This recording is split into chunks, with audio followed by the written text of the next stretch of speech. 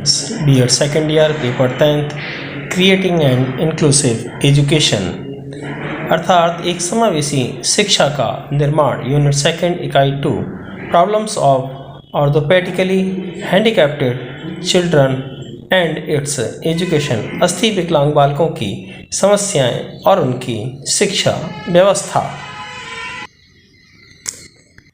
Mainly problems of orthopedically handicapped children, this is the chart. ये एक diagram है अस्थि विकलांग बालकों की समस्याओं का, जिसमें इन्होंने 5 प्रकार की समस्याएं बताई हैं। वैसे तो और भी समस्याएं होती हैं, लेकिन मेनली हम पहले इन 5 प्रकार की समस्याओं के बारे में जानेंगे। जिसमें पहली समस्या है प्रॉब्लम ऑफ ट्रैवलिंग, अर्थात आवागमन की समस्या। सेकंड है आपकी डिफ़िकल्टी इन लर्निंग, अर्थात सीखने में बाधा। थर्ड है आपकी पोस्चर प्रॉब्लम, अर्थात मुद्राओं में समस्या। फोर्थ है आपकी प्रॉब्लम ऑफ एडजस्टमेंट, अर्थात समायोजन की समस्या। और फिफ्थ है आपका लेक ऑफ सेल्फ कॉन्फिडेंस, अर्थात आत्मविश्वास की कमी। इन 5 प्रॉब्लम्स को हम एक एक करके जानेंगे। First, problems of travelling. Due to the disability these children cannot move from one place to another. For example, a child is helps with one leg, they can be limited in movement using crutches. But in the absence of both legs, many children are confined in one place. अपनी विकलांगता के कारण ये बालक एक स्थान से दूसरे स्थान पर नहीं जा सकते हैं, क्योंकि इनके बालकों के या तो एक पैर नहीं होता है या दोनों पैर नहीं होते हैं। उदाहरण के लिए जो बालक एक पैर से लाचार है या जिसका एक ही पैर है, वे बैसाखी के प्रयोग से एक सीमित गतिशील ही रह सकता है। परंतु जिन बालकों के दोनों पैर ही नहीं हैं, दोनों पैरों के अभाव में कई बालक एक स्थान पर ही सीमित रह जाते हैं, वो ज़्यादा दूरी तय नहीं कर सकते हैं। इसलिए आवागमन की समस्या में विकलांगता मुख्य कारण आती है, क्योंकि ये बालक चाहते हुए भी एक स्थान से दूसरे स्थान जाने के लिए इन्हें विचार करना पड़ता है, सोचना पड़ता है कि हम कैसे जाएं, क्योंकि बहुत से बालक किसी का एक पैर है या किसी के दोनों पैर नहीं है, ये बहुत ज़्यादा समस्या खड़ी होती है।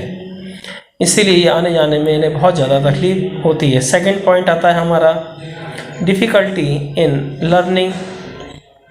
Due to their disability they do not have the benefit of learning in all circumstances. To learn, one has to bring them close to them, so only a few are able to react to this stimulant, अर्थात सीखने में बाधा। विकलांगता के कारण ये बालक सभी परिस्थितियों में सीखने का लाभ भी नहीं उठा पाते हैं। सीखने के लिए उद्दीपकों को इनके समीप लाना पड़ता है, इसलिए केवल कुछ ही उद्दीपकों के प्रति ऐसे बालक अपनी प्रतिक्रिया कर पाते हैं। बालकों को सीखने के लिए बहुत ज़्यादा समस्या का सामना करना पड़ता है, फिर भी काफ़ी असफल रह जाते हैं, क्योंकि सफलता इसलिए नहीं मिल पाती है क्योंकि विकलांगता इनके आगे आ जाती है। दिक्कत तो ये आती है कि बालक किस प्रकार से ये सब सीख पाए, इसलिए ये समस्या इनके लिए बाधा खड़ी हो जाती है। थर्ड पॉइंट आता है आपका posture problem, These boys have difficulty sitting or lying or standing. This child can neither stand for long and cannot sit. These children get tired easily, which affects their ability to learn. अर्थात मुद्राओं की समस्या विकलांग बालक को बैठने अथवा लेटने अथवा खड़े होने में बहुत ज़्यादा कठिनाई होती है।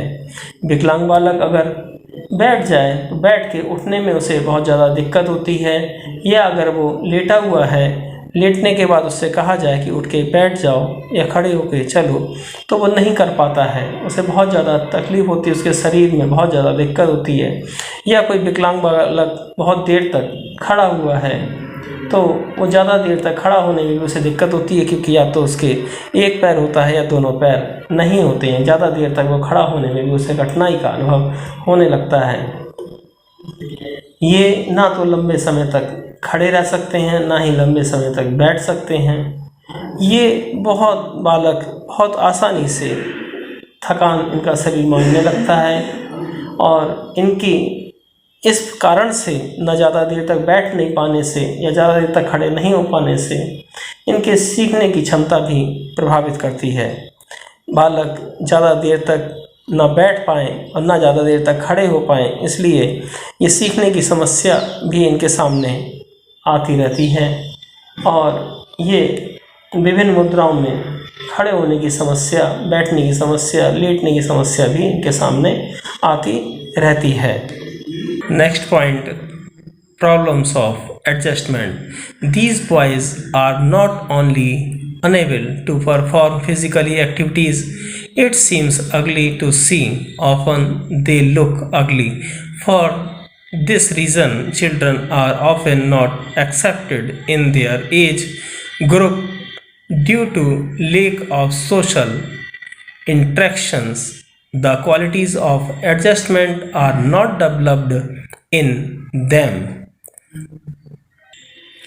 यह बालक न केवल शारीरिक क्रियाओं को कर पाने में असमर्थ होते हैं, साथ ही ये भी देखा गया है कि ये बालक असुंदर भी लगते हैं।